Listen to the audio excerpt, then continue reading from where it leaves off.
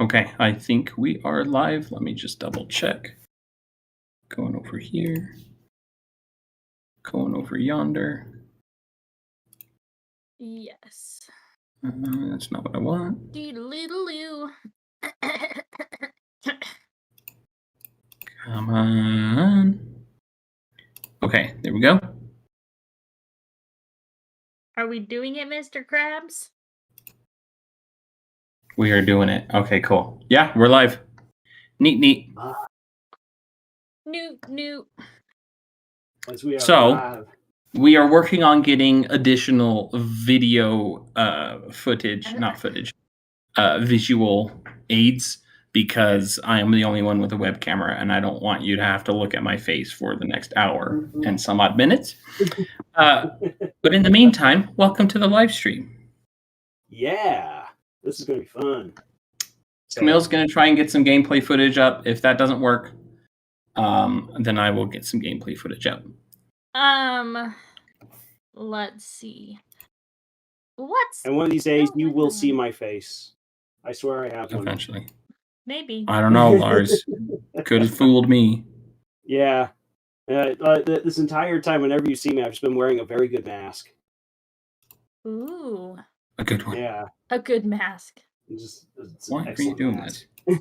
You could always wear your Inosuke mask. I do, but I do have my Inosuke mask. It's just a matter of right now, like the lights in my room, the wiring is terrible, and so it goes out at random times. So you would have like insane, like weird gamer look, just like. Oh, here we go. Which actually thinking about the Demon Slayer movie, that would fit Inosuke really well. So could go. It would. Grab up the mask. A rowdy boy. The Dirty, rowdiest rowdy of boy. boys. Yeah. So I saw something on YouTube the other day. It was like 2 days ago, I think.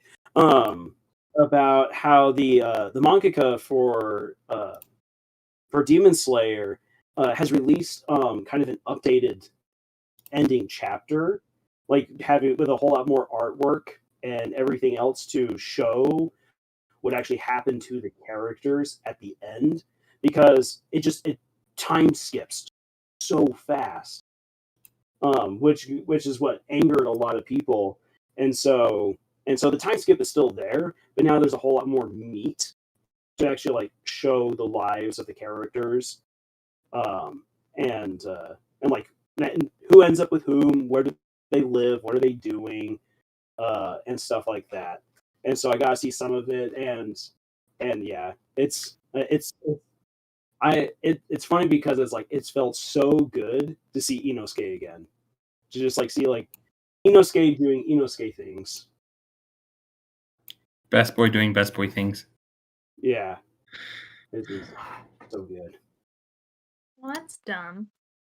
It like literally will not let me. It will not let me change the audio. So I just have aggressive Sonic music playing in one ear and then like Lars' muffled voice in the other ear. So it didn't let you like do the audio mixer down at the bottom? No. Well, I'll have to dumb. fiddle around with it later, but you can yes, please release me from this music prison. Okay. Yeah, you do something. So frustrating. Okay. Let's see here. What do we want? Do we want why is this paused? Hold on.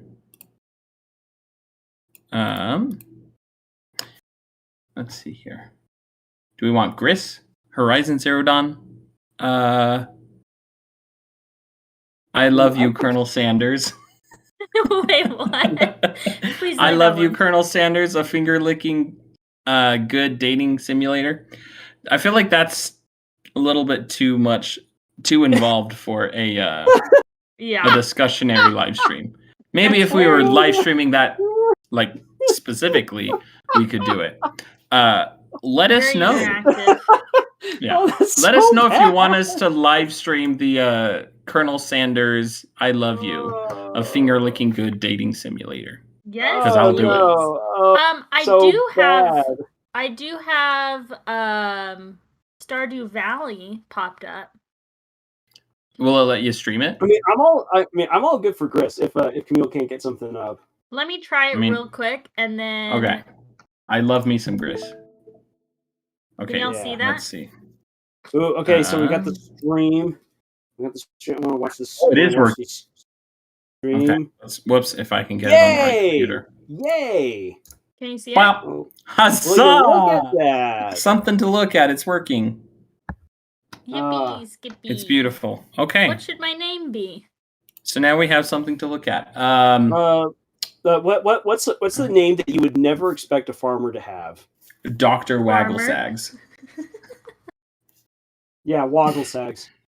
Farmer Wagglesags. That was too very. I was gonna just I'm farmer. I'm farmer. I'm farmer, and this is farm. My favorite thing is farming. This is farming. Farm. Oh, they're so cute. Oh, that's We're gonna go with gray because that's the closest to Zaz. okay. Should I be a boy or a lady? A little boy. Yes, a little boy with his little cat. Oh, hey, Kylie. Hey, Kylie, good to see you here.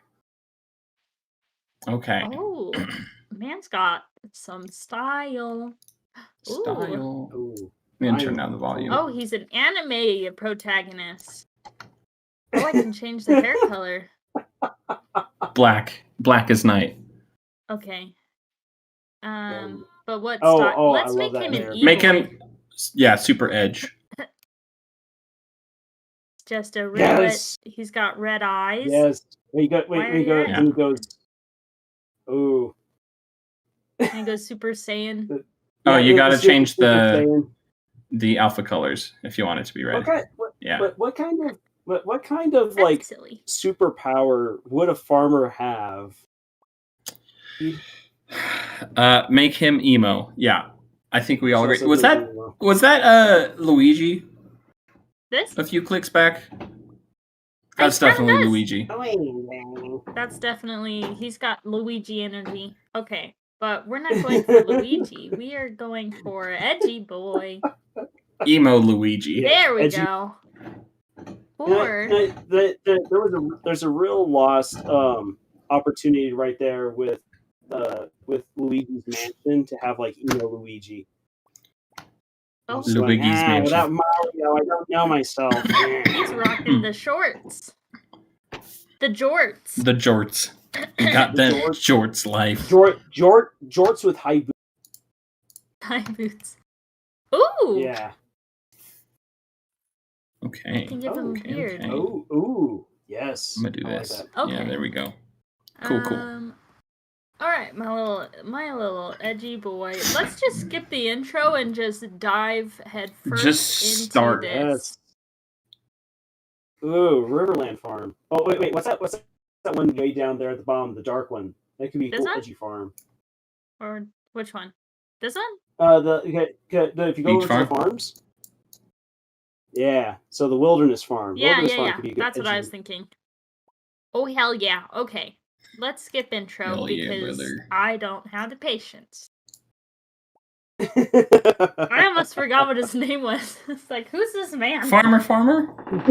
I'm sorry, I've never met this man in my Farmer. life.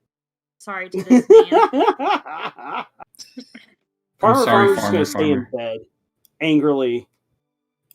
Farmer doesn't want to get up. Doesn't want to do anything. But Farmer is trying to figure out why the music is playing now, but it wasn't on the other screen. I have a cactus. Magic. That's yeah. Farmer is not smart enough to understand music. Oh, fun. So, what exactly is? Tell me the backstory to Farmer. Like, was he a So- city boy? And his Yes. parents just thought, they just were going for a real rustic name, and the only one that they could conceivably think of was Farmer. And after being, teased about it his entire life, he decided to show them all the power of Farmer. Yes. What I want to know is why Farmer has a television set. Like, no, dude, you got to get to work. People are relying on you to grow that food. But he's just a little boy. He's just a boy. I don't know if this is important, but Farmer, it's time to grow up. He's just a baby. His Parents were manifesting when they named him Farmer. Yeah. Let's see here. It was a prophetic dream. Yes. Neither of you have watched the movie The Good Dinosaur, have you? I have. I have. I love that movie. Oh, okay. I don't care what people say. It's a great movie. Exactly. There's so many people who don't like it. Like, it's a great movie. Like, it's a great Old West feel good movie. And it's gorgeous. Yeah. Mm-hmm.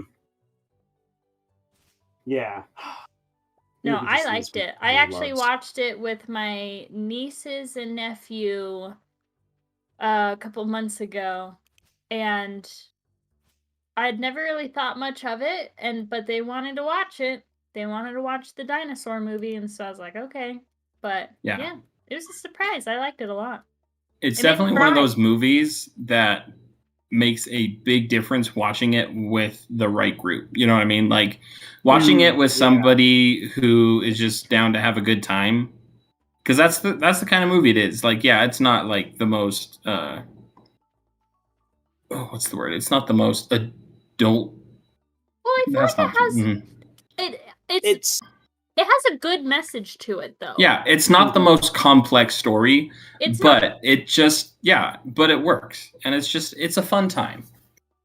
Yeah, it's a movie that is like, it's an old Western, and so it takes you kind of back. Like, you have to be able to take a step back and go back into what it's like to watch a Western, and and you're pulled along for the ride. You're either there for the ride or you're not.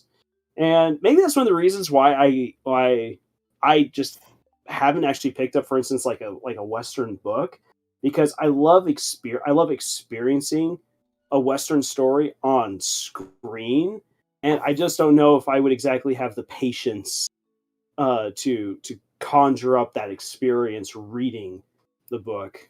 Mm-hmm. I know I'm a little scene. Yeah, because I feel like watching the movie, it was very, like, nostalgic isn't the word. Oh, a daffodil.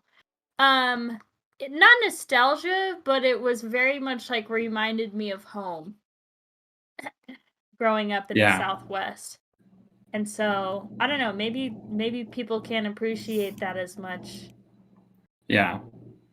If they don't know because, like, areas of it, I was like, wow, that looks like Four Corners, or that looks like, like, it was like, wow, this has big Arizona energy. What's this? Big Arizona.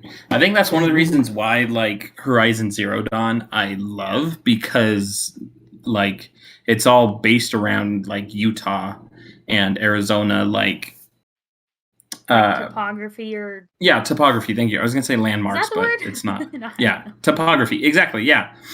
And so it's like you're like walking through. It's like, wow, this looks exactly like St. George. And then you walk a little bit further north, and you're like, wow, this is exactly like the valley, like the Salt Lake Valley. You know, and you have all these mountains and I got that and the vibe. Rocky Mountains and stuff. Right. I got that vibe just from the very beginning with all the mountains and everything. Yeah. Which is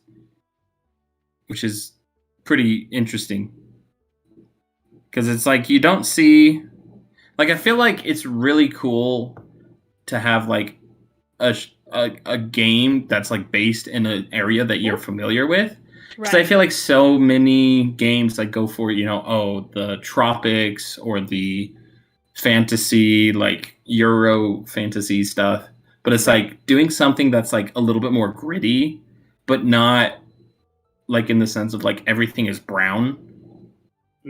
I like it. I dig. No, I agree. So hello there. So far so good. Kind of have a headache because I don't know how to like not work hard. And so I literally had been working all day up until this point. Old spirits. So an old woman. a good 11-hour work day today. But thanks for asking. How has your night been? War Striker, is that what it says? Yes. Yeah, War Striker. Blind. Stop moving. Yeah. War Striker. Oh, she's precious. Should we actually like start on to any of our subjects now that we've been going for 15 minutes? Exactly. Yeah, let's get it going. Well, actually, real quick before we get into killing killing our darlings. So I just got paid for my book. Woo! Hey! Look at you. A full $67. Hey. Heyo. Yeah. So I mean it's $67. Yeah. Granted, it probably doesn't cover the cost of actually getting it prepped, but still. Yeah. Well, I mean, Amazon covers the cost for the printing. I just have to cover the cost for everything else, and so it's like all the editing and stuff. Yeah, there's a whole lot. There's a long ways to go before we get to breaking even. But it's just like it's one of those things that like today I realized like that's good. It's good. But then again, like the book did really well selling for about the first 2 weeks, and then it's only sold like one copy since. So it really does come down to a matter of like advertising. You got to put yourself out there and everything, and that's one of the hard parts about keep self-publishing. The momentum. Right. Yeah, you've got it's up to you to keep up the momentum and just let's see. Where's the book at? So the book is Knights of Halley Cruise, and you can get it on Amazon. You can either get the hard copy or you can get the digital. I still need to order your hard copy. I have the digital, but I need to order the hard copy because I'd much prefer that. Yeah, say the hard copy. It's nice. It's nice to have the hard copy. I'm right now as I'm working on the Dark Rebellion. I have my copy of the book right there, right next to me. Oh, it's so nice to just like not have to like hop back onto some other document and go looking because I'm like I know which chapter this is in, and I just pull up the book and I just like I'm like there it is.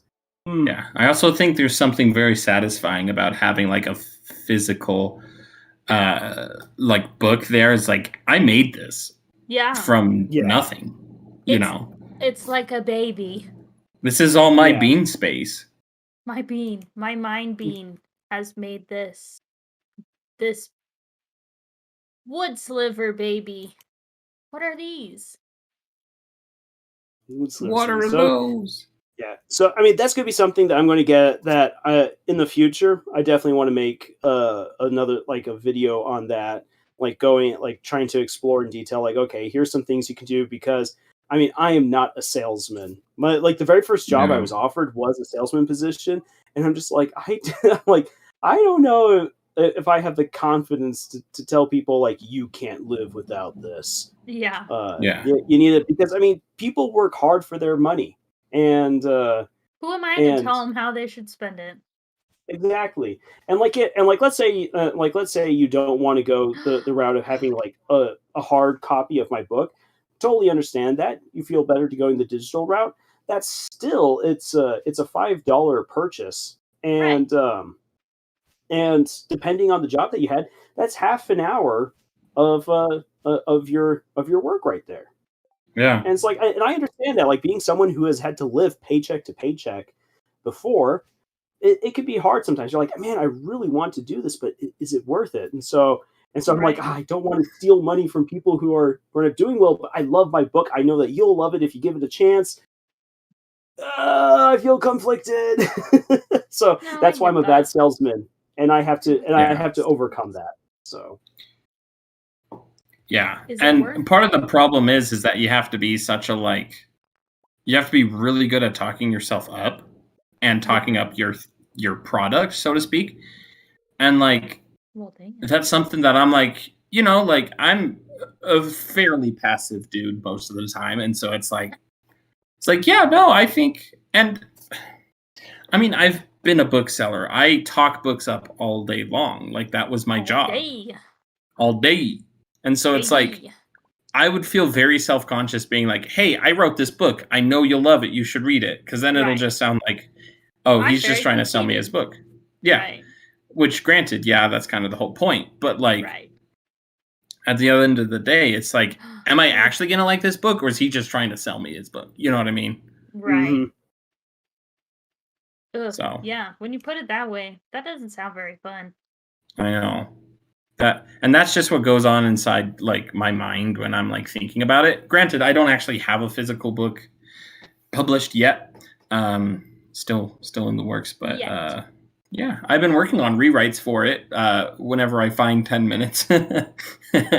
Yeah. No, you've got nervous so laugh. You're gonna find yourself in an awkward situation when you're done with it, when you're done with your boot camp. And you're just like, what am I going to do with my time? I know, really. It's a now what moment. I know, like I don't have class on Monday, but I'm like, what am I going to do on Monday? Like, yeah, what are you going to do with all the hours and hours of time? I'm probably just going to do more coding.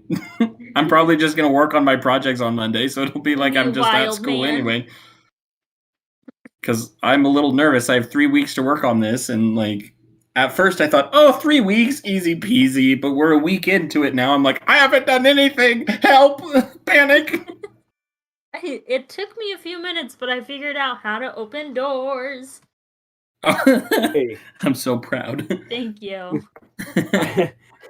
Yeah. Oh my gosh, I'm now getting like Jurassic Park vibes, where it's like, just as long as they haven't learned how to open up doors. And then very next scene, the raptor opens up the door. Stop. I wonder if there's a mod that would actually give me dinosaurs in this game.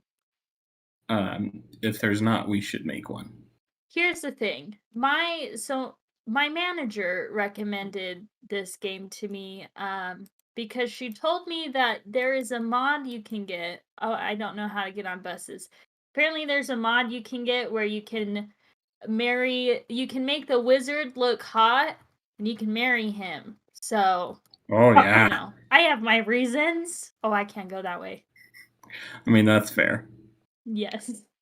I mean, I would be lying if I didn't say that I have bought gains based off of somewhat superficial reasons. You know what? We've all been there. Oh, yeah. Hey, I mean, I'll be honest. I got Pokemon Red because of Charizard, and I know Charizard's not an actual dragon type Pokemon, but I saw that my mind said dragon, and I said I love dragons. Not lizards. The only one for me, and so I had a friend who crushed me every single time with his copy of Pokemon Blue. But I'm like, no, I stand for this Charizard. I do love Charizard. Charizard's like my second favorite starter, right behind Typhlosion. So, good choice. Yes. Anywho's. So yeah, let's get into our first topic of the evening, which is killing your darlings. And no, we do not advocate for actually straight up murdering the people who are dear to you in your life. But you know, unless they deserve it. You just live with the consequences, but yes, you know, we won't stop you.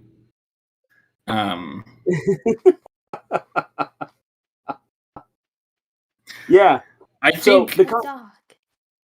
think when it comes to killing your darlings, there's kind of a misconception, I feel like, where it's like, oh, this idea isn't working. I need to just trash it and yada, yada, yada.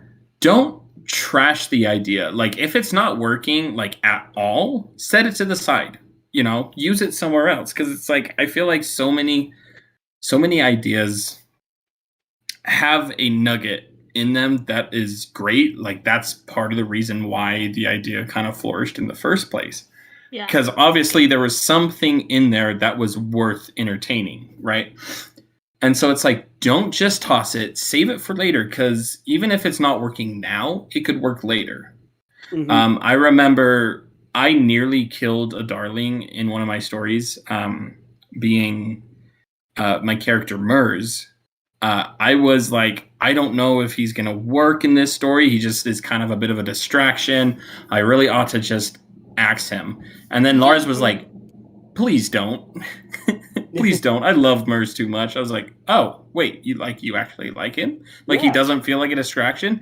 He's like, I mean, I think that he's a very welcome distraction, and I'm trying, even now, I still need to figure out better ways to incorporate him into the story. But, like, don't outright just yeet it into the nether. Like, save it. Even if you don't use it in this story, you could use it in a different story. But oftentimes, like, the concept is solid. You just need some tweaking to get it to work. Yeah. I feel like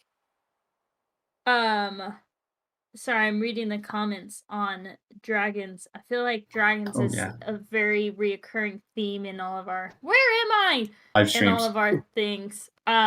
Yes. I gotta love us some good dragons. No, I feel like, I don't know, because I remember we talked about this a couple weeks ago, like killing darlings and everything. And so I was like, we didn't really get into, like, what were the big ones. Oh, I was put to sleep. Okay, that makes sense. Well, like, we didn't talk about what we killed, or our biggest ones that we have killed. Yeah. Well, I think we should quickly just revisit, for anyone who hasn't been a part of that podcast episode, I think we should quickly just revisit once again exactly what we mean by a darling and what we mean by killing it. Yes. So it's not always a character. Yeah. Yeah. Exactly. Oftentimes it's not a character. I feel like, so the way I've always kind of interpreted it is like the idea that, whoops, I did not mean to do that. The idea that, like, you have a concept that you absolutely love, like an idea, a story beat, a character, even an entire story. And like a lot of the times that you're trying so hard to incorporate this certain darling into a story when it just doesn't fit. And it either because it's a tonal shift or some other reason. And so in those instances, it's like, yeah, no, this does not fit into the overall story that you're trying to tell. So axe it. Just axe it. I know you're in love with it. I know it's like your favorite part of the story, but it's not working. Essentially, I feel like that is what killing your darlings is. Lars probably has a more succinct answer. Well, I'm sure prepared. Well, no, it's just it's right. It is what it is right there. A darling is something in your story that you love. It's something that you're like, this was good. This was a good idea. I love it right here. But when you kill it, it means that it just does not work within that story, which is why Nate was saying earlier, don't just scrap it and throw it out into the nether. Like, no, you love this thing. It was good. It just wasn't good for your story. So whether that be a character, it wasn't good there. Yeah, it doesn't mean it's not a good idea. A concept, a certain bit of magic. So like for instance, right here, War Striker is giving us some excellent details about their dragon story. And one of the things that, like, with this right here is, like, there's so much that you can do with dragons. So that's one of the reasons why I love dragons. Dragons are just, they're larger than life. There's so much you can do. And sometimes there's certain things that you can't, you can't put into the story because otherwise it overcomplicates it, overbloats it, or maybe a certain dragon that you really, really enjoy just isn't working for this particular kind of story. Like, there's, like, definitely for the Legend of the Ten Lords, I introduced dragons in the story. The dragons become more prominent in the second book. And there were definitely some things I'm like, I would love to do this with these dragons.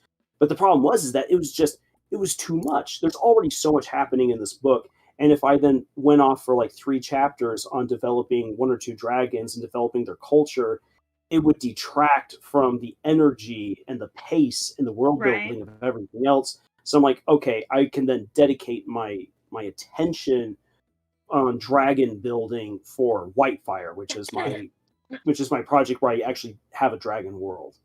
So yeah. I feel like what for you would you say that? Well, you didn't kill him. I was gonna say, would you say Mers is the biggest darling you've killed, but you didn't kill him? So Yeah. Well, I'm trying to think what would be. Yeah, what is your biggest one that you have yeeted? That I've actually yeeted? Oh, geez. Yes. I'd have to think through that. Not contemplated yeeting.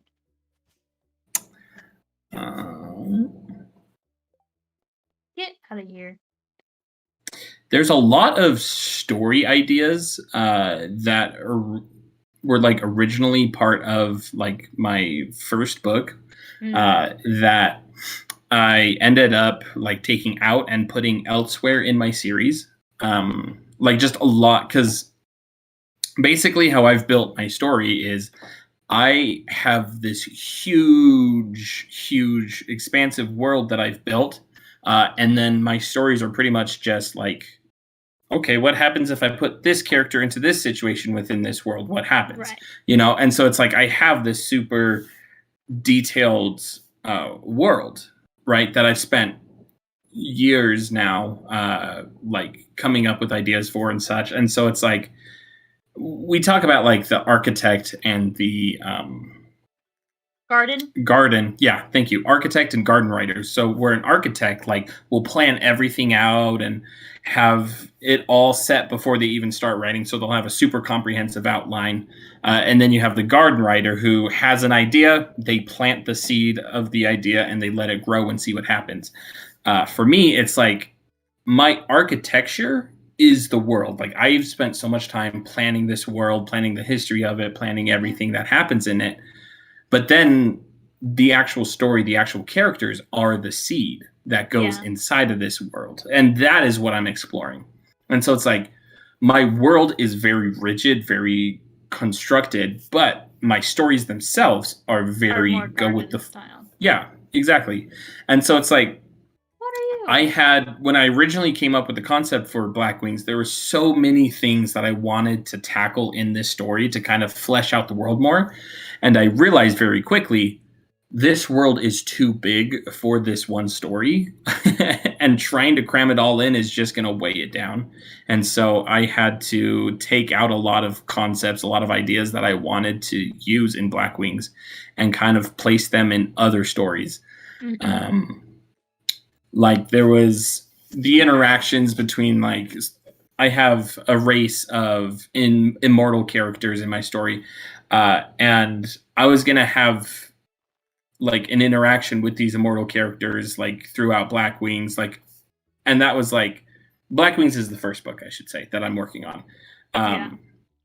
And there are some interactions with these characters, but I was gonna have a much more like involved relationship with these immortal characters and the people of the world.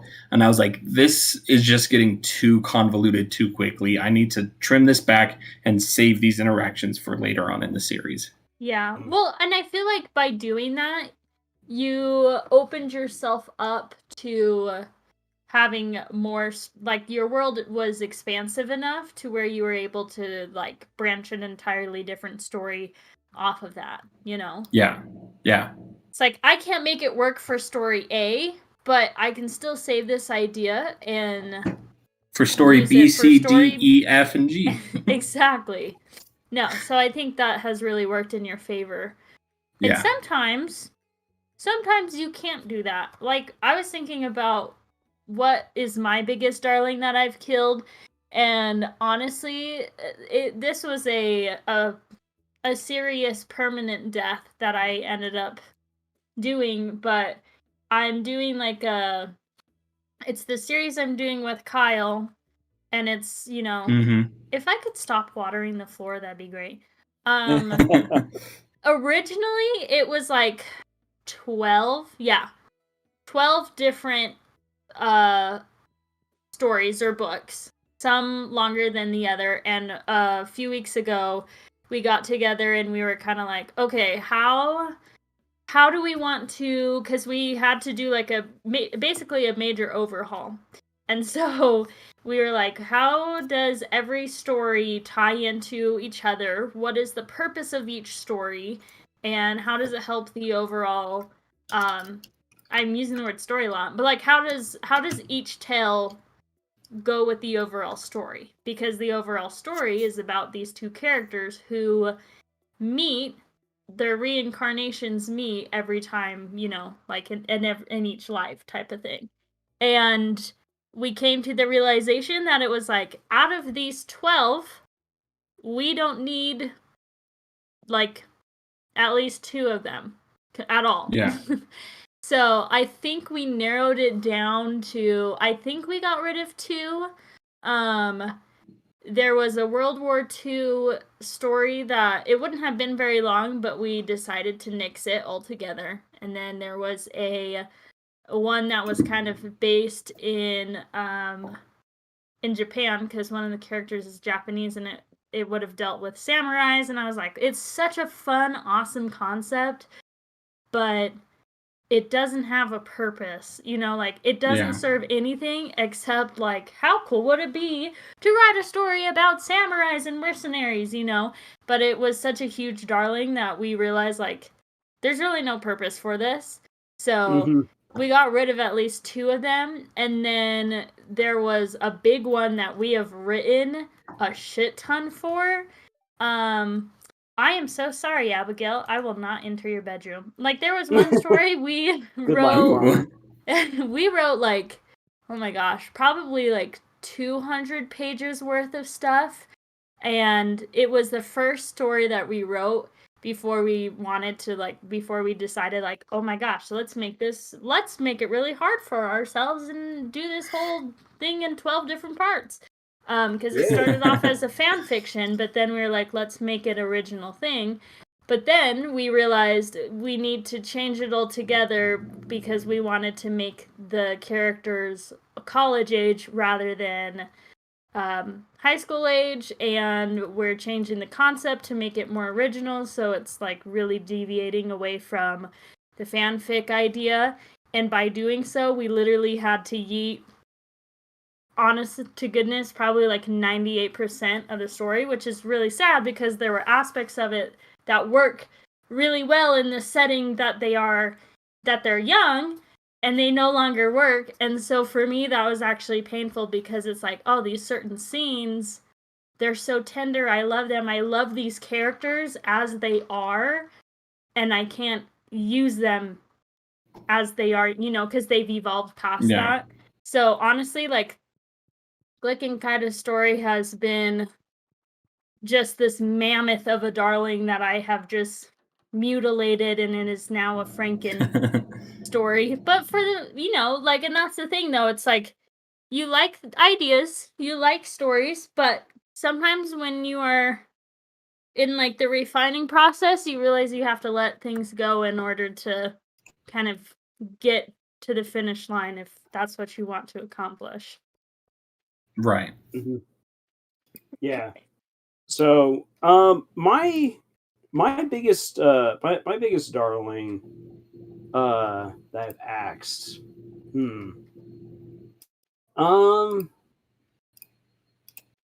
Well, because I like the one that there's like one that I always go to, but I don't know if that's really the biggest one. I think that maybe actually a darling that I axed, and then something kind of like grew in its place, would actually be the original concept behind Bleed, Steam, and Steel.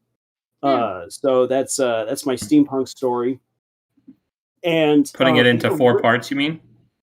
Yeah. So well, even before I broke it up into 4 parts and then it all came together to be one book, was that I wanted to introduce this warlord that controlled the world.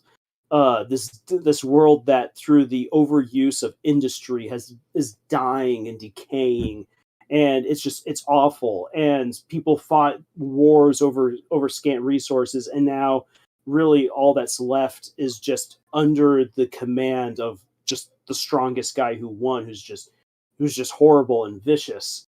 And so like I began coming up with all of these ideas and everything. Like I saw him very clearly in my mind's eye. It was kind of like like an even darker version of BioShock. Um, and then I was like, you know what? I kind of, it's like I don't know if I can actually fully go along with writing this from his perspective, because I felt like for me it would almost be a little too boring. Like I was like, this is a cool character. It's this horrible world. It'd be fun to explore, but I just think that him as the POV character is a little bit boring right there. So That's a good realization, though. yeah. So instead, I'm like, you know what? He needs to be seen through the eyes of someone else, and that's how Asuka became born as a character. And the world is better for it. Because she was supposed to be the one to then see him and everything. And I was like, okay, so I can either have it where she's like someone who's been oppressed by him, or someone who idolizes him. Mm-hmm. And so I was like, let's go with the idolization. Like she idolizes this guy. But then I was like, wait a second. How can you idolize a man who governs over this dying world? Like you have to be like really nuts. And I was like, I don't want to write this sycophant who's just like, oh my gosh, this person's so amazing, as like as we're in the apocalypse. And so that in the end, that meant I had to completely change the world as well.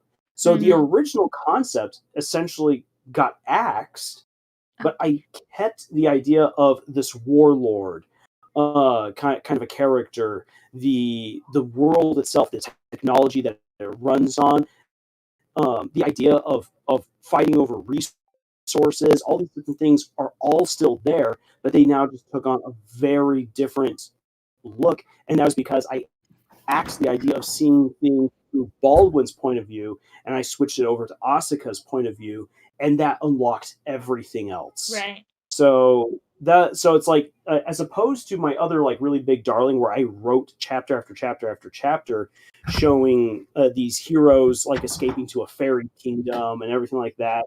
That was something I definitely axed and completely got rid of.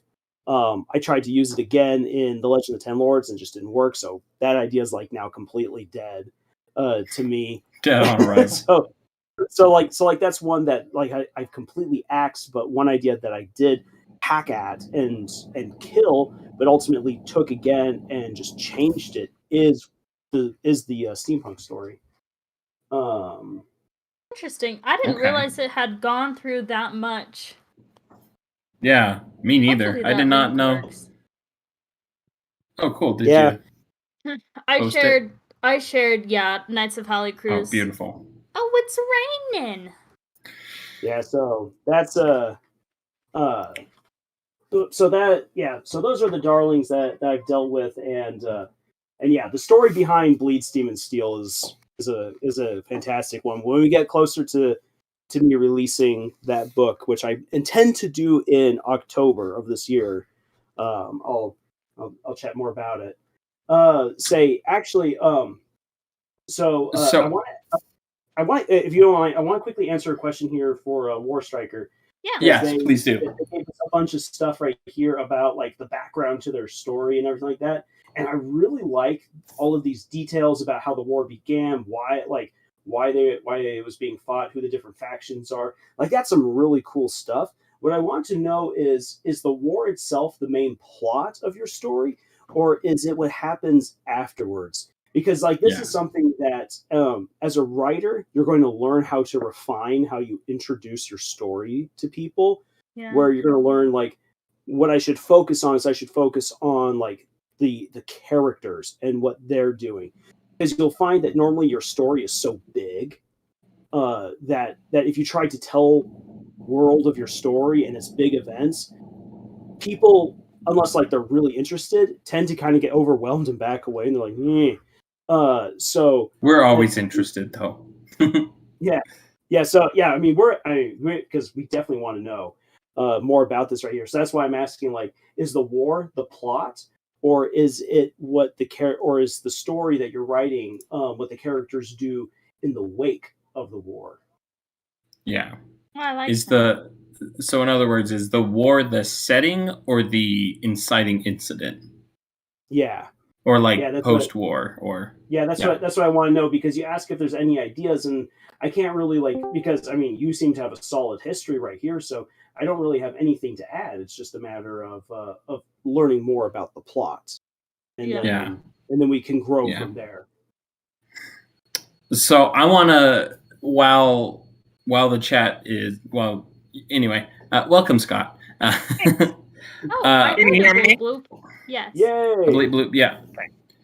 I want to pose this question for you guys, and it's okay if you don't have an answer because I also don't have an answer, but I feel like it's very hard. It's like when I was in art school, there's this concept of like, you know, when you're working super close to the artwork, like you can't see the big picture, right? But when you take a step back and you look at it, then you can see it. But other people can see the big picture just fine, right? Because they're not as close up in the details of it. So my question is to you guys, are there any darlings that you feel like I should kill? Ooh. Ooh, yeah. I honestly, I'll be straight, I can't think of any for you two, but, you know, this will be a good exercise in criticism.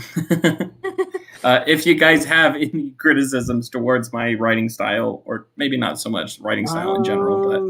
Well, let's see here. Do you want us to focus on just on Blackwings? Do you want us to just focus on Blackwings? It doesn't have to be on Blackwings. It could be on any of them. Because I mean, Blackwings is almost one where I'm all like, I want more. Let's see here. Eventually, there will be more.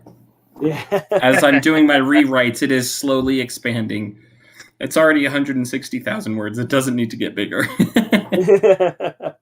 That's where you're lying to yourself. And here I am. That's I'm true. looking at like 320,000 words for the Dark Rebellion. Ooh.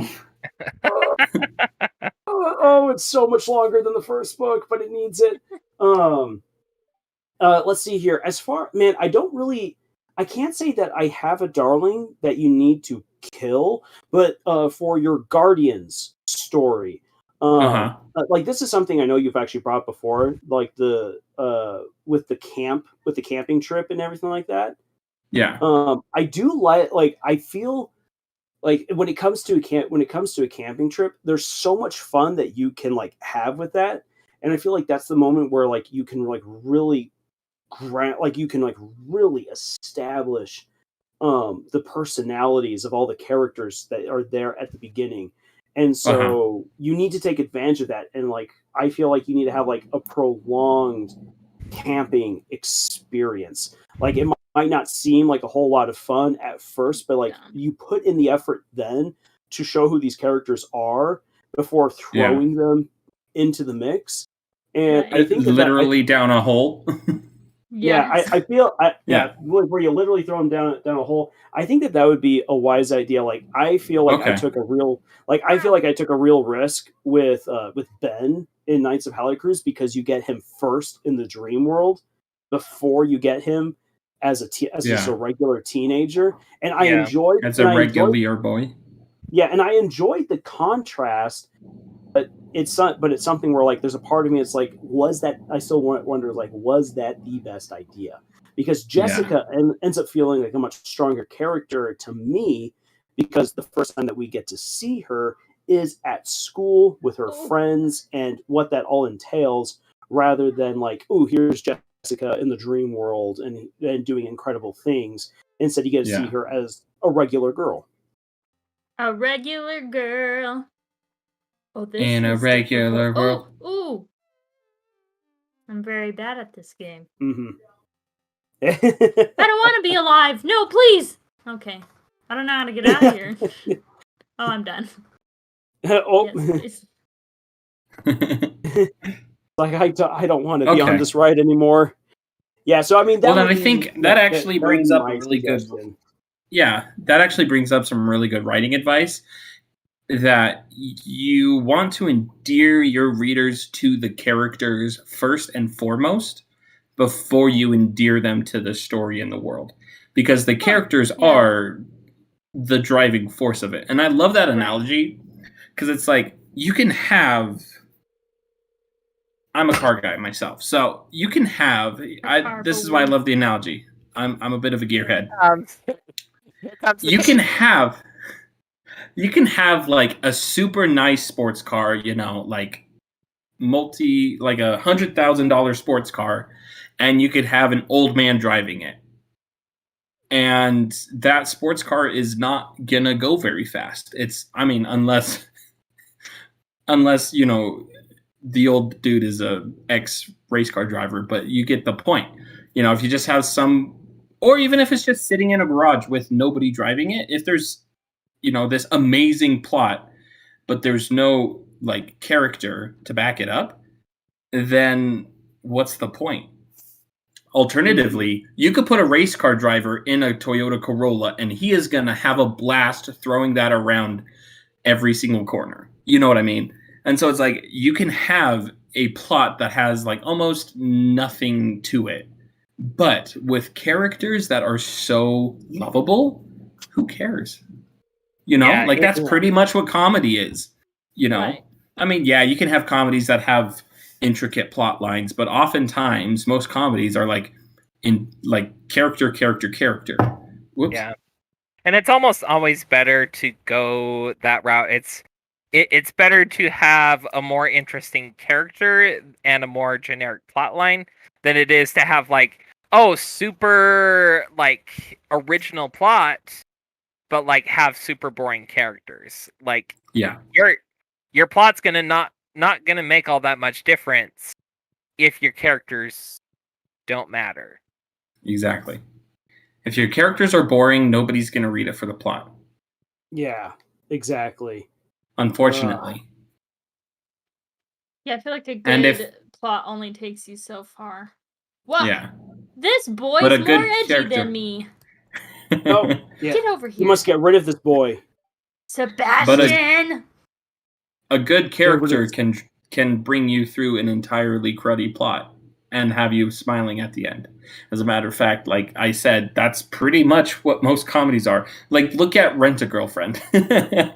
It's such a terrible premise. It's such a dumb storyline.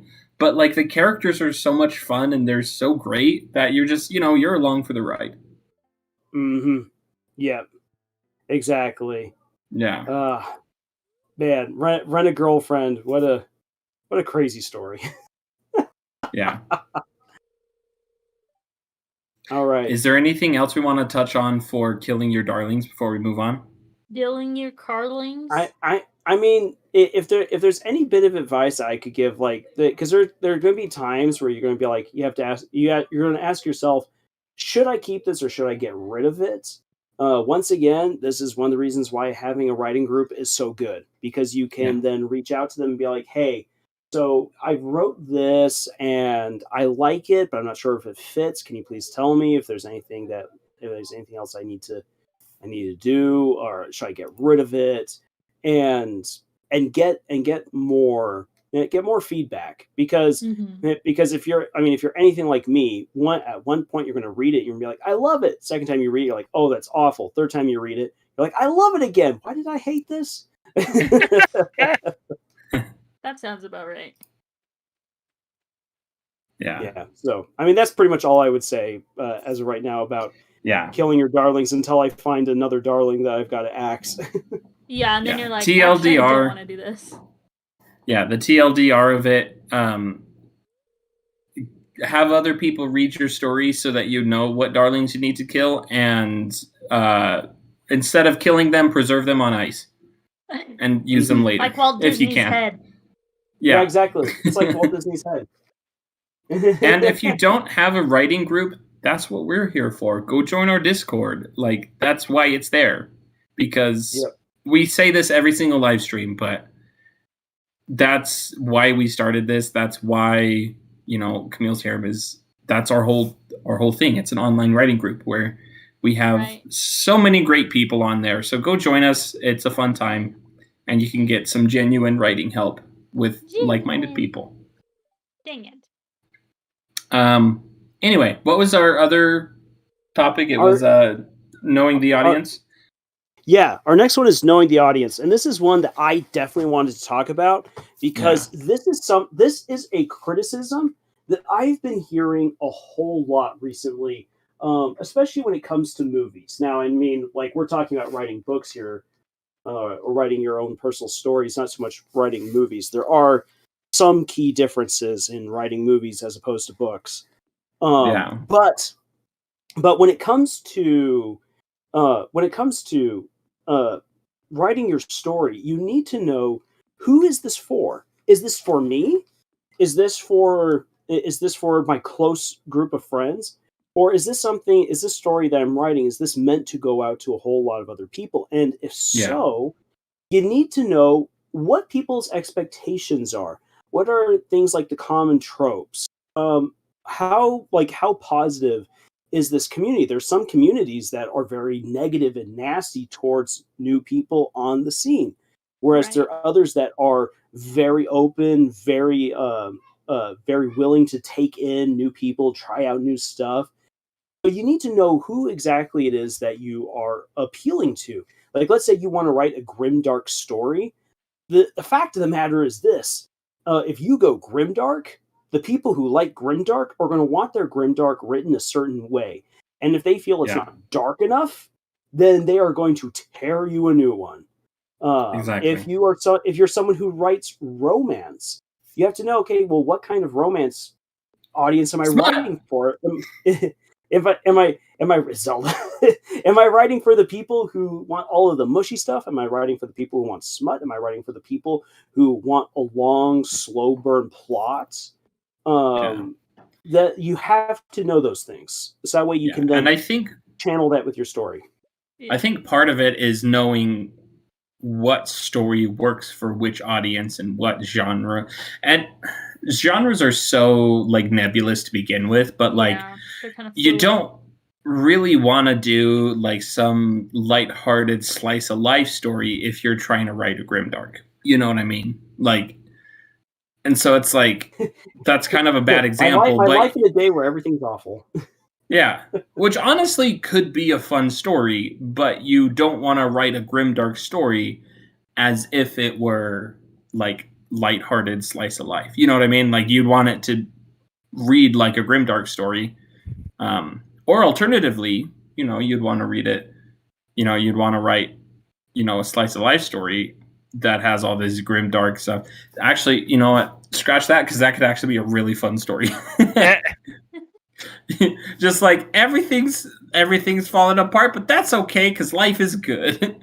Sounds like 2020. And I think you really need to be able to figure out where your book falls, like audience-wise, because you can write a similar book and it could end up in two different places, or two or three different places in the same bookstore. I work at Barnes & Noble. Nate used to work at the same Barnes & Noble. Used to be a manager there even. I was your boss, Scott. How did that make you feel? The Scott boss. No comment. Oh, no. No comment. We don't talk about that. We don't talk about that. He was left speechless with how great you were. Aw, thanks. Anyway. And so even like you look at the topic of romance, you can find romance books in the fiction section, in the actual romance section, and in the young adult, like the teen section.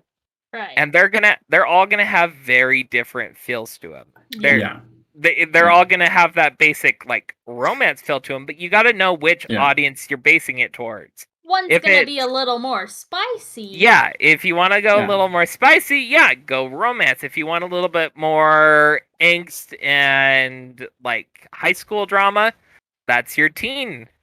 Right. Yeah. Anything else can fit into fiction. Fiction is a catch-all when it comes to, like, at least in the bookstore. I feel like most of the... Sorry, go ahead. Oh, I was gonna say, that was like what I brought up yesterday with like Sarah J. Maas's story, where it's like at first glance you would think, oh wow, this is a fun YA fantasy. Did I just fall? I just fell asleep on the bridge. You're gonna die. But you get into the series and you're like, oh, these people are horny. So Spicy. Horny. And so it's kind of like, yeah, it's one of those instances where it's like, this is more adult than it is teen fiction, like, and that's a good thing to like. I mean, if you're a teen and you're reading that, then by all means, but like, there's a huge distinction in knowing your audience for what you're reading. Yeah. Yeah. Because you don't want to catch your readers by surprise and then be like, I was not expecting it to be this kind of spice. You know, you don't want to shock them. You don't want to shock them. Yeah. Yeah. You'll still get people like that. You'll still get people that get this like full on spicy romance novel, like especially these old ladies that come in, and then they come back to return the book and they're like, I didn't like the book. It was terrible. Why did I? This isn't the right kind of romance. Yeah, if you're looking for not spicy romance at a Barnes & Noble, don't go to the romance section. Exactly. Go to the fiction section. Exactly. Because the only stuff in the romance section is... It's going to be spicy. Yeah, it's more or less just smut. Just spicy. But no, I think at the end of the day, I feel like you are still your main audience, if that makes sense. Like, know your audience. And at the end of the day, you should be writing this for yourself. I think at some point you do get to the point where it's like, okay, I am now successful enough that I need to write these for an audience because that's how I'm going to be making a paycheck. And in that sense, it's like, yeah, know your audience as well. And I think it's almost more so the way I view it is that I need to know what audience my book fits into rather than what audience fits into that's pretty much the same thing. Yeah. Yeah. I need to know what audience fits into my book rather than fit my book into an audience, if that makes sense. Yeah, I think that's probably the best way to go about it. Very good way of putting it. And I had that realization with one of my series where, like, at first I would have said, like, oh yeah, this is a, I'd put it more in YA type fiction, but honestly, as the series goes on in the later books, I'm like, actually, we get into pretty dark, mature themes. Yeah. As the story more like, goes on. Like, so more so new adult or like just traditional adult? No, I would say more so new adult.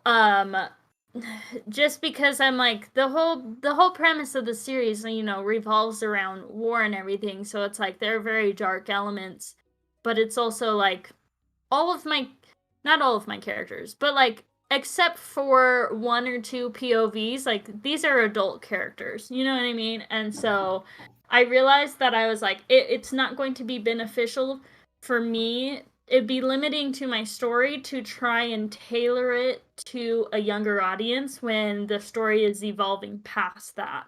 And once I kind of came to that realization, really all of my books since then have evolved to be more new adult, because I kind of realized that it's like, I don't want to be writing a series that it's like, hello, this is YA, or hell, even like, this is juvenile fiction, and then turn around and be like, this is a romance for new adults, where it's like, this is actually more spicy, because then I just feel like there's like this weird like author whiplash, it's like I want to be more consistent. And so it's for me, it's really been an interesting journey in finding that happy medium of my stories and my audience. And I feel like, okay, I finally have found that middle ground for all of my stories, and I don't have to kind of compromise, Yeah. And make it inconsistent. You also kind of run that risk. Oh, just a quick thing about new adult. I didn't know that was a genre until this week. Same. I literally never heard the thing until this week. Yeah. Anyway, I think it's I heard it I think it's newer to kind of Yeah. talk about It's kind like of a pseudo genre, kind of Yeah. like how like you have like portal fantasy is a pseudo genre of fantasy or like a subgenre. right. It's really more of a subgenre. I don't know if it would actually fit into adult fantasy or if it would fit into young adult fantasy because Yeah, it's I kind don't of know. what Well, I feel bridges like the it's- gap. Yeah, see, and I feel like it kind of came about with newer fantasy. And honestly, I feel like authors like Sarah J. Maas probably or even like Twilight was more of what kind of spurred that type of thing because it Yeah. has more mature themes in it to where it's like Mhm. this is a little bit more mature than a YA audience, but it's not quite like your older adult. So I feel like it's actually that middle ground because it's like, yeah, millennials do read, you know? So Yeah. Mhm. I for one Well, and embrace I think the it- genre. I think it's interesting because Leah Bardugo had a book come out, The Ninth House, Yeah. which should be in the young adult or the new adult Yes. genre. Strangely enough, Barnes & Noble classified it as fiction, but I probably would have classified it as fantasy because it was kind of like a supernatural. Is it part of her Shadow and Bone series? No, I don't think Okay. so. I only read half of it. I did not. I'll be honest. I didn't like it very much. But then I've never again, read I her don't stuff. think. Yeah, I've heard great things about her stuff, so I was really excited to read this one. It was actually one of the Barnes Noble Book Club books, Huh. and I was the one who was running, the book club that month. So I was like, perfect. I kind of wanted to read this book anyway because I've been wanting to read Leah Bardugo, Yeah. but it was trying too hard to be adult, and it just didn't really. I don't know, like it didn't feel like it really fit. Mhm. Mhm. Especially not the audience of the Barnes and Noble book clubs, because at our book club, it was like 80% old women, and there was like two younger women that were like millennials, like in their 30s or late 20s, kind of a thing, and they loved it. They were like, "Yeah, this was great." Like, Right. for me, it's like, yeah, this is not my jam. I can see why they enjoyed it, but I can completely understand why the old ladies didn't. Like, Yeah. it, and it's like that kind of just shows like know your audience. Like, why in the world did Barnes Noble put that in the fiction section? Why did they do a book club for it? I don't know. Not a lot of young people actually are in book clubs. we need fantasy for old people. Give old people spicy fantasy. Yes, more than just Lord of the Rings. Yes.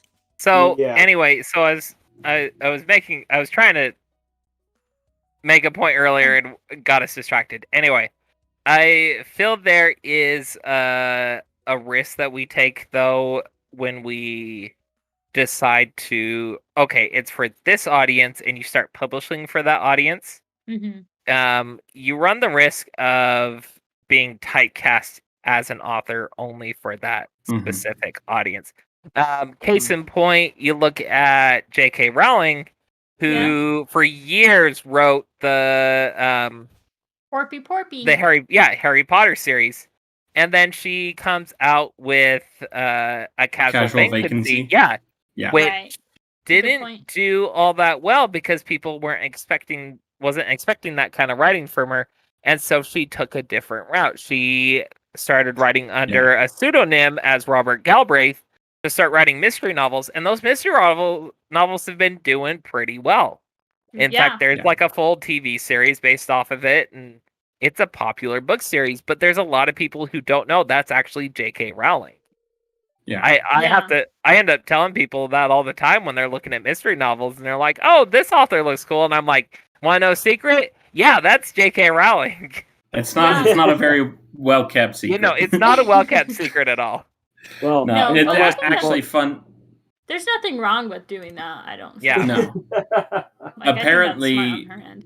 Yeah, apparently J.K. Rowling was really, really upset when that like secret got leaked that she is like Robert Galbraith is J.K. Rowling.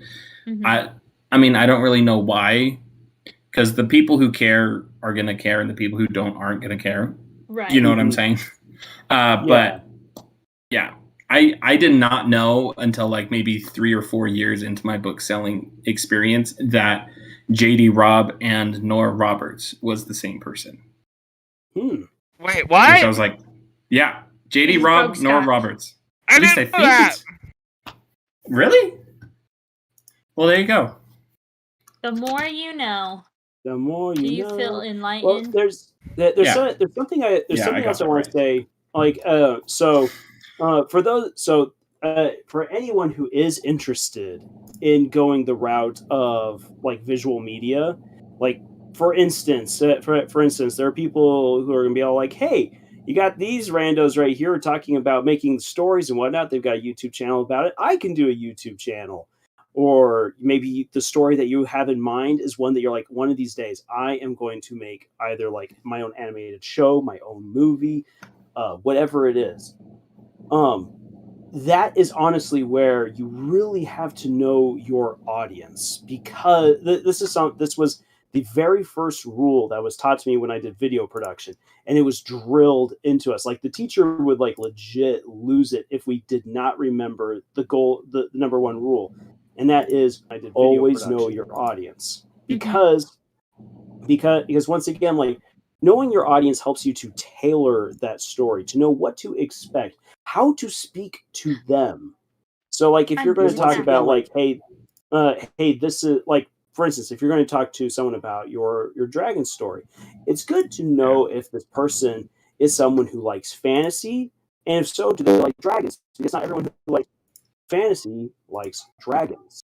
Mm-hmm. And so when you know who you're talking to, hold on, is you this know stream still going? Yeah, should be. Okay, good. Yeah, it is on your end. Okay, I accidentally yeah, closed the. I totally accidentally closed the browser. But good. Okay, it's still going. We're watching TV now.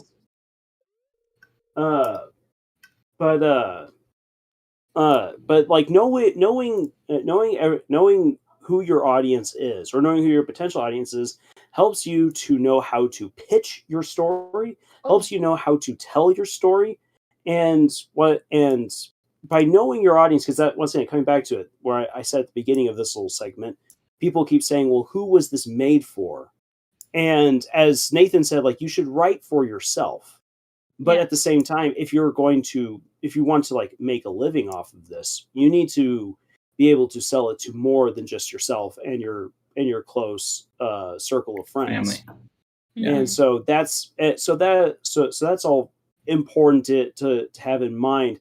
Now then, does that affect how you are going to write your story? Probably not too much. It really shouldn't. If anything, it should encourage you to come up with ways of really engaging your audience with something, because people always complain that's like, well, every story has been told. Okay, if you want to be a cynic about it, yes. Yeah.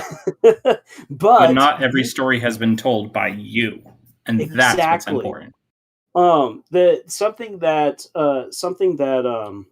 Christopher Paolini said at a convention that I went to.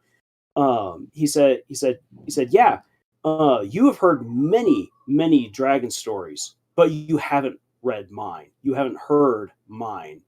And so that's the attitude that you should have. You're like, okay, I know my audience, and I know that they've already seen some of this stuff before, right? But I am going to tell it in a way that is me, and I'm going to show them something amazing. And if you can approach it with that kind of an attitude of wanting to engage your audience and make it something that's really you, people will feel that love. It might not be a perfect story, but it's one that they will feel happy to engage in. It's one of the things I see a lot recently that really ticks me off, when people are all like, well, if you don't like my story, it isn't meant for you. No, never say that. Just say, okay, well, thank you for giving my story a try, and then focus in on the people who will enjoy your story. Yeah. And I think, to kind of round robin this back together again, I think it's easy to get confused, especially as this episode we talked about, killing your darlings, but then we went to like, oh, you should write what you want to write, and that should be the most important. killing your darlings and taking things that aren't working in your story, even though you love them, out is not the same thing as like being forced into something by your audience. Like you owe to yourself to write the best story possible. You owe it to nobody else but yourself, because that's who you're writing the story for in the first place. Mm-hmm. And so a lot of the times, you know, going back to the art analogy, a lot of the times you're so focused in on all the details, you can't see the big picture. But when somebody comes around who sees the big picture, it's like, that's a mistake. And you take a step back, you're like, you're right, that is a mistake. Thank you for pointing that out, because I would not have noticed it otherwise. Like, that's what writing advice is here for. That's what Camille's Harem writing groups, that's what we're here to do, is to help you kind of notice what mistakes. Sometimes, you can be like, Vinny Vanoch, that Starry Night painting is really swirly. That's not supposed to be like that. And, Vanoch is like... You got kind of an echo. Oh, sorry. Yeah. He is like, that's exactly how it's going to be. And you know what? He's right. Starry Night is an amazing painting. But at the time, people probably weren't, too jazzed about it. 'Cause, I mean, I'd have to actually look up the art history, but which I don't know. Anyway, but you get my point, right? It's like you have to figure out, like, what are you not going to budge from, and what do you need to budge from to make your story even better? Yeah. Yeah. And it'll just come with practice. It'll come with having other people read your story and tell you what they think about it, and then just taking constructive criticism and not, being a stick in the mud about it. Yeah. To be creative is a good lesson in humility. Yeah. Mm-hmm. Yeah, that's something that to get a little bit jaded right here. It's one of the reasons why like I get sometimes a little bit depressed when talking about the series RWBY, because I genuinely enjoy the series, but it's very clear that the current creators have a very hard time taking feedback unless it's uber positive feedback. Mm-hmm. That's one of the things that's just been lost with unfortunately with the death of Monty Ohm. That I feel like Monty was someone who had that healthy engagement and was open to hearing stuff from the viewers, whereas the current writers, they're adamant about that they get what they want. They want to hear praise, and if they take in anything from the audience, it's what will make us look the most popular, rather than what will be of the most worth. And like a good example of this is, and a good example of this comes down to shipping. Like people get so obsessed with stuff such as romance. One of the reasons why we keep on coming back to romance is because that is easily one of the biggest stumbling blocks to writing a good story. So you have to be able to say, hey, look, if I'm going to do romance, this is what it's going to be. And take your time with crafting and sculpting a good romance. Ask yourself the hard questions. Play around with it. Don't just go full steam ahead and say, no, you will love this. And if you don't, well, screw you. Because that's not good. Yeah, and it's like we were saying last week. Like, every story has flaws. Numerous flaws, numerous holes. Like, it's inevitable. Everything is going to be imperfect. That's just the human nature. And so embrace it. Like, just because a flaw bothers one person doesn't mean that flaw is going to bother another person. And so it's like, find the people, figure out like what audience can look past those certain flaws and enjoy what story is underneath them. Mm-hmm. That's good. I want to, unless there's any other thoughts on this matter, I do want to address War Striker's question, because I think this is a fun question. Yeah, let's answer this question right here. So he asked, what is your favorite character you've ever written? Oh, man. I would have to, this is going to sound like a cop-out, but all of them for different reasons at different times. Yes. It's like choosing a favorite child. Mm-hmm. Yeah. Oh, that part's easy. No, I'm just kidding. No, it's like, yeah, Mhm. it's exactly that. It's like each character's. I definitely think that the more intricate a character is, the more I love them. So it's Yeah. like, a lot of my background characters that I haven't spent all that much time fleshing out, I definitely don't love as much as like my main characters. But there's so many great ones, and I love them all for different reasons, and I'm disappointed with them all for different reasons. But that's because I intentionally wrote them that way to be disappointing at times, Mm-hmm.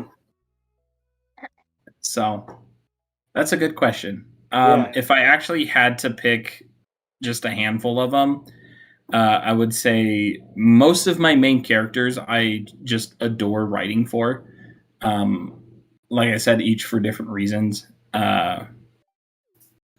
But I find probably Russet Minerva one of the more interesting characters because he makes a lot of mistakes, and those mistakes set a lot of the stories, all of my stories across the entire gambit of my storylines.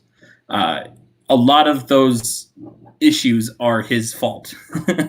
Yeah. And so his involvement in all of my stories is one of the reasons why I love writing him.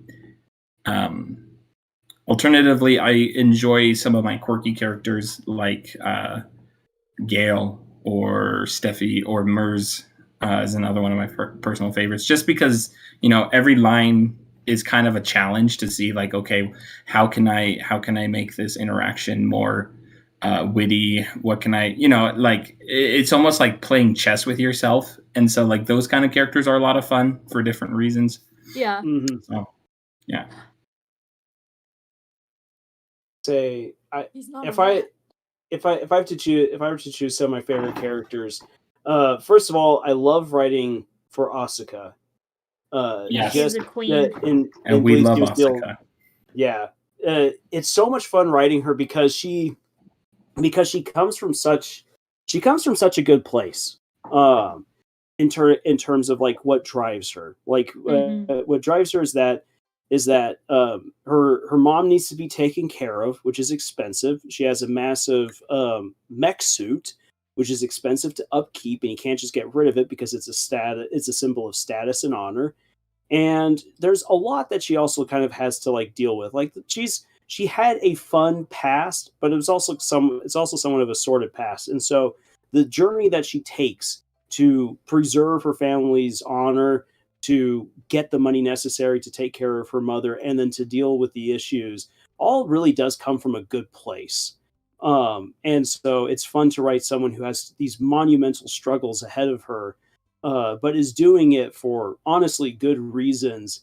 And on top of that, she's absolutely fun, and I love her interactions with other people. The other character, yeah, she really is. Yeah. And then another character that I really enjoy writing for, but he is a challenge, is Bob. Bob the I virus. knew you were gonna say Bob. Yeah, I knew that was coming. Yeah, Bob was good. Yeah, because Bob is just, my gosh, he's so high energy, cryptic at annoying times, but also like really open. And one of the things that makes him difficult but fun to write is that there's a lot of things that he says or does that at face value seem absolutely nonsensical. But if you think about it, it makes sense what he's saying and doing. So it makes him witty, complex, but also on top of that, he's a character that I know people are going to have tons of different reactions to. There's going to be people who hate him. There's going to be people who love him. There's going to be a lot of people who feel very uncomfortable with, like, I don't know whether I should love him or hate him, whether I should give this guy a hug or if I should like stab him through the heart, because he is chaos. He is chaos. He is an embodiment. He's an embodiment of chaos, and like not like in a Joker sense, but like in the sense of that if you could have a character who is truly like chaotic neutral, it would be him. Where he's incredibly self-serving, but he can also be incredibly charitable at the same time. He does his own thing. He marches to his own tune, and when you start coming to understand where he once you understand where he's coming from, it puts you then into a situation where you really have to be all like, oh, do I like this guy or not? Yeah. He's a challenge to the reader, and he's a challenge to the writer. He's a challenge to the entire cast. He is a virus. Yes, he is Literally. And he's a challenge to the world of fan fictions too. Yes. Hey, we don't talk about that. No, there will be say whenever fanfic writers get their whenever fanfic writers get their hands on Bob, they will come to know that he relishes every single one of the fanfics that they put him into. Unfortunately. Camille, do you have any favorites? Oh man, I'm trying to think. Because it's really hard choosing one of my precious beans. Too many. Too many beans. I would say one of my favorite characters would have to be Tamsin from my Keeper's Descendants trilogy. Or not trilogy. That's a good one. My series, because she's honestly just the most precious cinnamon roll, and she deserves the world. And she's kind of like the little sister that I always wanted and wish that I had. And so getting to write her in relationship to Aaron's character, like, I love writing their friendship and basically like their sisterhood, if you will, even though they're not sisters. She's just a really, I love her. I just love her to death. Yeah. I would have to say another one that I have just grown so attached to would be Kaida from my Mammoth series with Kyle, because I don't think I have ever done such a deep dive with a character before, and the fact that she goes through, because the premise of that series is that these two characters have, reincarnations, and so I've gone so in depth of like every aspect of who she is as a person, and in every story she's different, but there are still like things about her that never change. And that has been really fun to explore and kind of get into the nitty-gritty of like figuring out who this character is as a person. And so I think in a lot of ways she's probably the most fleshed out character I've ever had, to where if I am like setting up a scene with Kyle and he's like, oh, well, what if we do X, Y, and Z? I'd be like, actually, no, because I don't think Kaida would react like that, because it's like I know her so well as a person at this point that I love her. She's a precious girl. She's like a second part of you, a friend that only you can cherish. At this point, anyway. Exactly. Would you say that she is the most complex character you've written? Like the most not flawed. That's not quite the word I'm looking for, but flawed. That's a really good question. I think because I've definitely felt like I definitely feel like the more flawed and the more complex the character is, the more fun they are. That's part of the reason why I love writing for Lily so much. Is because, like, number one, I've spent so much time writing for her, and number two, like, as I've written more and more for her, she's just become more and more complex. And she's just, more and more flawed, more and more self-deprecating, and, just all of these, like, issues that she has just humanize her and just make her all the more lovable. Right. That's a good question. And I would say to a great extent that she is, because there are so many different versions of her. It really depends on the story and the plot, basically, but there are some books in that overall series where I'm like, wow, she is a very flawed character. There's one story, there's one story in particular that we based in the Caribbean. They're pirates. No relation.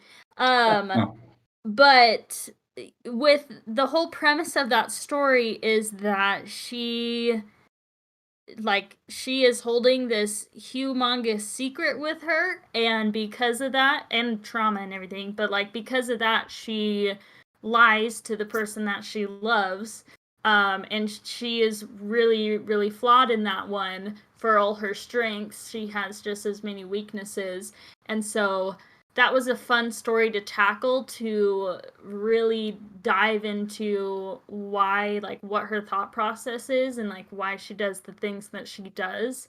And that was actually that was the second book that we wrote for those characters, and honestly it's probably one of the more complex versions of her, I would say.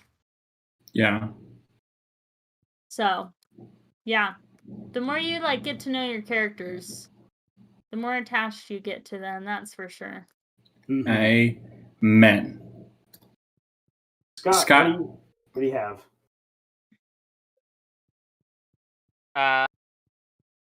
So I've been thinking about it, and probably my favorite character to write.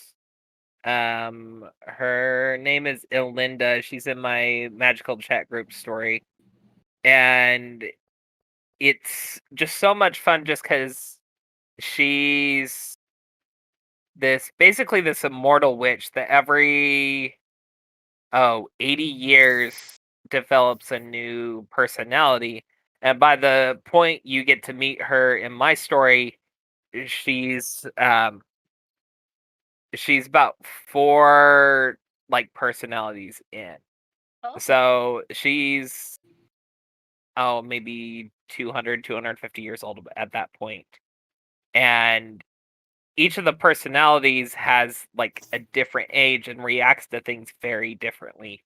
And like especially when you get into like the actual like chat group kind of scenes like you would on Messenger or whatnot, you really get to see each of the different personalities, like actual personalities, come out more and more as it goes. And it's super fun writing for her because it's like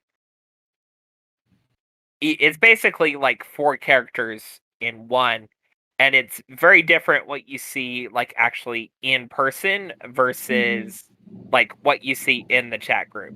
And it like there's kind of a gap between it, but it's like all the same in its own right. Yeah. Yeah. What the? Is that a spooky boy? I don't know. That was spooky. Spooky boy. Spooky. Take a night. Take a nap and it'll go away. Take a night. Take a night. I wish sleeping was this easy. I think this is probably a good a spot as any to go ahead and wrap things up. Yes. War Striker, please join us on the Discord. I want to hear more about your story. So like continue this conversation there. Anybody else who's listening, definitely have more. We'll be able to retain things better on the Discord. Yeah, definitely. And you get more people also coming in and chatting and stuff. I do have a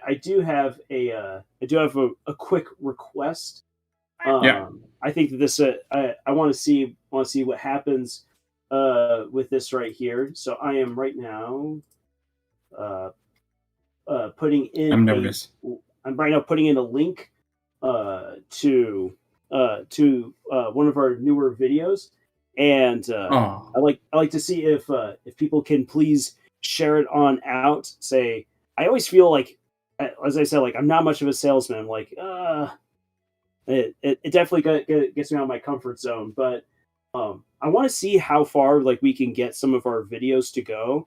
So if you're someone who's like been a regular with us or is entirely new here at Camille's Harem, and if there's any video that like strikes you, that you find that was helpful, important, or you just really enjoyed, please share it with other people. Help us to get noticed, and also help bring in other writers. One of the things that a lot of novice writers have a hard time dealing with is that they feel alone. Yeah, they feel alone. They feel like there's really no one else out there. And that, once again, Camille's Harem is here to try to create a good environment for as many writers as possible and help us to not realize our stories. Yeah, help you realize you're not alone in this. So sharing the word with other people, you'd be surprised. Once you start telling other people that you're writing and that you're like listening to other authors doing stuff, people will start coming out of the woodworks and telling you that they themselves have been writing. And it grows your friend base. It helps you grow closer to other people, and the more the merrier. Yeah. So please help us out by sharing our stuff. War Striker, I am sorry you're not old enough for Discord, but you can join us next time in 2 weeks. We'll be doing this again. We're moving it up to 8 o'clock Arizona time or Pacific Daylight Time if you want to be more technical with it. Is it Mountain Standard? Mountain Standard. Yeah. It would be Mountain Standard, but right now you guys are on Mountain Daylight. Yes. Which is what makes it confusing. Scott and I are. Yeah, Arizona is always on Mountain Standard. Yeah, I did say on our Discord that we might explain why the Arizona time is the one true time. So to wrap it up, here's the story. The reason why Arizona time is the one true time is because Arizona, as it became a state, the very first thing it said was, "We will now secede from the Union if you force us to do daylight savings time." And the federal government was all like, "Yeah, we don't feel like fighting a war with Arizona because that just sounds stupid." So they said, "Sure, go ahead and do it." And Arizona's like, "Yes!" And then Hawaii was like, "Hey, that's a good idea. Let's do that too." Is there a third state that doesn't have daylight savings? Like Indiana, I don't think so. Or something? Oh. No, all the other states operate on daylight savings time. I feel like Arizona and Hawaii got away with that because they're like the younger children, and as a younger child, your parents let you get away with more. Exactly. So that is why Arizona time is the one true time, because I mean, how big of a boss move is that? Thank you for making us a state. We're now going to leave the Union unless you let us do what we want. Let me do this, or I will throw a huge tantrum. Yes. So it's Arizona, Hawaii, Samoa, Guam, Puerto Rico, Virgin Islands. So Arizona and Hawaii are the only two official sites. Yeah. Yes, states. But a bunch of territories don't either. Yeah. Good for them. Yeah. Good for them. Don't let Big Daddy, Big Papa USA bully you into daylight savings. Yeah. I heard that Utah was considering going to no daylight savings, but only if 5 other states do it first. And it's like, can't be the first at anything, can we? We don't want to be trailblazers. We want to be. Utah really has to be like cowards. Yeah. You cowards. Cowards. Anyway, I don't understand that. Well, like what is that? Like, I'll steal that candy bar if you steal a candy bar. Yeah. It's like, shut up. No kidding. Weenies. All right. Not surprised. Yeah. We could go on and on with this, but everyone, thank you so much for showing up and being a part of this live stream. Please head on over once again to our Discord. Let us know if there's anything that you guys want to hear from us, within 2 weeks' time at 8 o'clock. Yeah. And we're always up to just talk about your stories as well. We didn't do a whole lot of that for you, War Striker. I mean, we did a bit, but next time we are more than willing to talk even more. Yes. Perfect. All right. That's pretty much everything. We did it. Take us home, Camille. Bye, Mom. You couldn't see me doing my dance moves